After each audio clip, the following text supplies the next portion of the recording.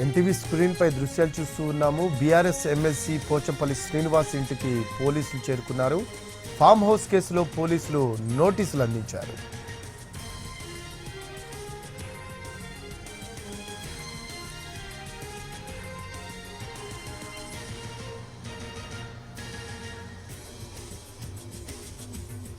BRS MLC Pochampally Srinivas ఇంటికి పోలీసులు చేరుకున్నారు.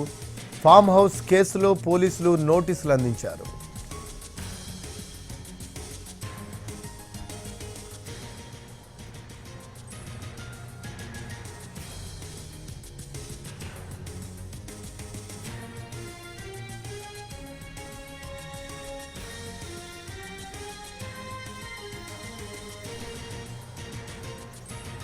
బీఆర్ఎస్ ఎమ్మెల్సీ పోచంపల్లి శ్రీనివాస్ ఇంటికి పోలీసులు చేరుకున్నారు.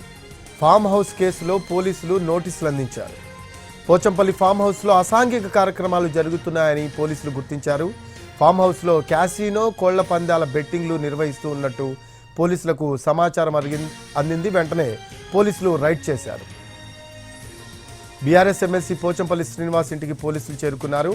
ఫామ్ హౌస్ కేసులో పోలీసులు నోటీసులు అందించారు.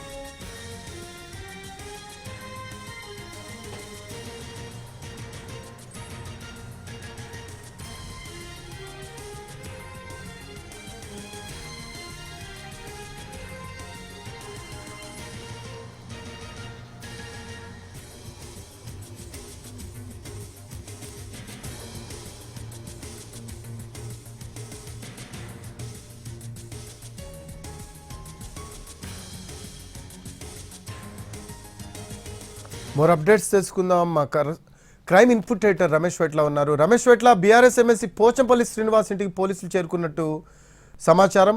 దీనికి సంబంధించి లేటెస్ట్ అప్డేట్స్ ఏంటి రమేష్ వెట్ల? బీఆర్ఎస్ ఎమ్మెల్సీ పోచంపల్లి శ్రీనివాస్ ఇంటికి కొద్దిసేపు క్రితం పోలీసులు చేరుకోవడం జరిగింది. అయితే అతను సంబంధించిన ఫామ్ హౌస్ ని, అంటే మొయినాబాద్ లోని తోర్గుట్టలో ఉన్న 10 ఎకరాల ఫామ్ హౌస్ ని గత కొన్నాళ్ళ నుంచి భూపేదరాజు అనే వ్యక్తికి లీజుకి ఇవ్వడం, లీజుకి తీసుకున్న వ్యక్తి ఆ ఫామ్ హౌస్ లో పెద్ద ఎత్తున అసాంఘిక కార్యక్రమాలు నిర్వహిస్తున్నప్పటికీ కూడా ఎలాంటి అడ్డుకట్ట చెప్పకుండా దానికి ప్రోత్సహించే విధంగా అక్కడ పెద్ద ఎత్తున స్టేడియంతో పాటు పెద్ద ఎత్తున చైరింగ్స్ తరచుగా ఫడ్ లైట్స్ ఇవన్నీ ఏర్పాటు చేసిన నేపథ్యంలో అక్కడ జరుగుతున్న అసాంఘిక కార్యక్రమాలు మొత్తం కూడా ఎమ్మెల్సీ శ్రీనివాస్ రెడ్డికి, పోచంపల్లి శ్రీనివాస్ రెడ్డికి తెలుసు అనే భావంతో పోలీసులు ఒక నిర్ధారణ రావడం జరిగింది. అయితే ఈ ఫామ్ హౌస్ సంబంధించి పోలీసులు పూర్తిగా లీగల్ గా డాక్యుమెంట్ అనేది తీసుకున్న తర్వాత ఆ ఫామ్ హౌస్ పోచంపల్లి శ్రీనివాస్ రెడ్డి అని తెలుసుకున్న తర్వాత ఆ రెవెన్యూ నుంచి వచ్చిన రికార్డుల ఆధారంగా పోచంపల్లి శ్రీనివాస్ రెడ్డికి నోటీసులు ఇవ్వడానికి అధికారులు ఇప్పుడు వెళ్ళడం జరిగింది. ఆ ఫామ్ హౌస్ లో మొన్న అర్ధరాత్రి సమయంలో పోలీసులు రేడ్ చేసినప్పుడు దాదాపు 64 మంది ఆ అసాంఘిక కార్యక్రమాలు నిర్వహిస్తున్న వారిని కూడా పట్టుకోవడం జరిగింది. వాళ్ళు 64 మంది క్యాసినోతో పాటు ఆ కోడి పందాలు బెట్టింగ్ నిర్వహిస్తున్నారు.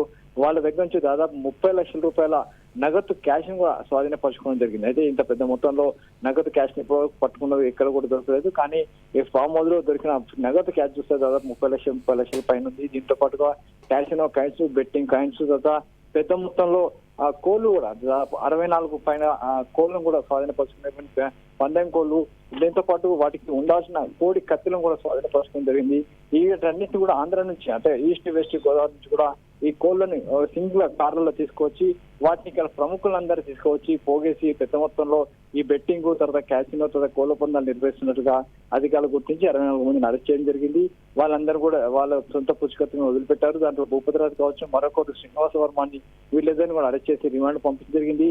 వీళ్ళు పెద్ద మొత్తంలో కోట్ల రూపాయలకు సంబంధించి అటు ఫామ్ హౌస్ లో ఇలాంటి కోడి పందాలు క్యాసినో నిర్వహిస్తున్నారు. దానికి ఎమ్మెల్సీ పోచంపల్లి పూర్తిగా సహకారం అందిస్తున్నాడు. అంతేకాకుండా అతని సహకారం ఉంది, అతనికి తెలిసే పూర్తి స్థాయిలో జరుగుతుంది అయినప్పుడు కూడా అడ్డుకొట్ట వేయకుండా దాన్ని ప్రోత్సహించే విధంగా వ్యవహరించారని చెప్పి కూడా పోలీసులు భావించి ఆ మేరకు పోచంపల్లి శ్రీనివాస్ కి అధికారులు నోటీసులు ఇవ్వడానికి వెళ్ళడం జరిగింది. మరి కాస్త నోటీసులు ఇస్తారు, అవసరమైన పక్షంలో చర్యలు తీసుకునే అవకాశం కూడా ఉందని చెప్పి కూడా పోలీసుల నుంచి వస్తున్న సమాచారం. Right, thanks for updates Ramesh వెట్ల. Right, అది ఫామ్ హౌస్ కేసులో పోలీసులు నోటీసులు మరి కాసేపట్లో పోచంపల్లి శ్రీనివాస్కి అందించనున్నారు. తన ఫామ్ హౌస్ను ఎవరికి లీజుకి ఇచ్చారో, ఎందుకోసం ఇచ్చారో లాంటి వివరాలు ఇవ్వాలని నోటీసుల్లో పేర్కొన్నారు పోలీసులు.